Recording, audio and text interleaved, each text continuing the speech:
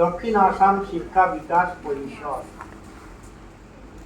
যে পঞ্জীকৃত সোসাইটি তার অধীনে এই বিদ্যালয়ে চলছে এবং আমার শুনে খুব আনন্দ বোধ হচ্ছে এই বিদ্যালয়ে ৩০০ জন ছাত্রছাত্রী বর্তমানে পড়াশোনা করছে।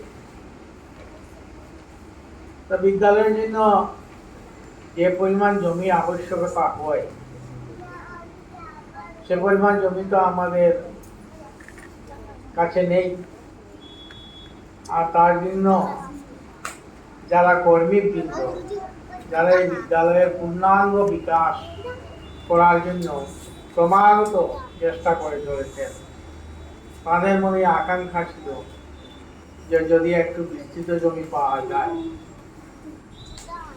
আর এই ব্যাপারে যে বিদ্যালয়ের প্রধান আচার্য এবং আমাদের রাষ্ট্রীয় সহিংস সংঘের প্রান্ত সংঘচালক জ্যোৎস্নাময় চক্রবর্তী বিশেষ উদ্যোগ নিয়েছিলেন। এ ব্যাপারে তিনি আমার সাথেও পরামর্শ করেছেন, আমার ছোট ভাইয়ের সাথেও পরামর্শ করেছেন।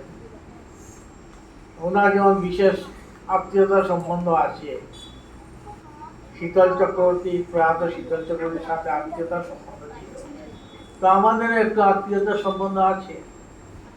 আমার মাতামহ স্বর্গীয় বঙ্কিমচন্দ্র চক্রবর্তী, এরা ৩ ভাই ছিলেন। তো ৩ ভাইয়ের মধ্যে আর সর্বকনিষ্ঠ ছিলেন শীতল চক্রবর্তী মহাশয়। আমরা বাল্যকালে তাকে দেখেছি,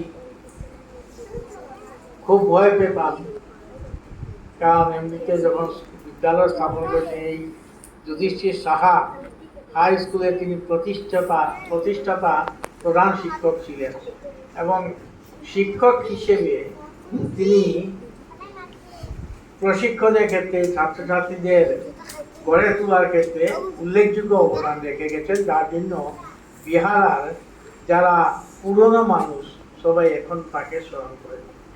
সেই শীতল চক্রবর্তী মহাশয় তিনি আমার মায়ের কাকা ছিলেন। মায়ের আর যে বাবা ছিলেন বঙ্কিমচন্দ্র চক্রবর্তী তার সহোদর ভাই, আর হিসেবে আমার সম্পর্কে দাদু। আর তার 2 ছেলে এবং 2 মেয়ে ছিল, আর 2 ছেলে কৃতবিদ্য। যে আমাদের বড় মামা ছিলেন মায়ের খুড়তুতো ভাই শ্রী সুনির্মল চক্রবর্তী, যিনি এই দানপত্র লিখে দিয়েছেন স্বাক্ষর করে। সুনির্মল চক্রবর্তী তার নাম ছিল দেবু, আমরা ছোট মামা বলে রাখতাম, এখন ছোট মামা বলেই ডাকি। তো তিনি অ্যাকাউন্টেন্ট জেনারেল দপ্তরে কেন্দ্রীয় সরকারের দীর্ঘকাল চাকরি করেছেন, আর ওই দপ্তর থেকে অবসর গ্রহণ করেছেন। যে ছোট মামা ছিল ও আমার চাইতেও বয়সে ছোট ছিল, স্বপন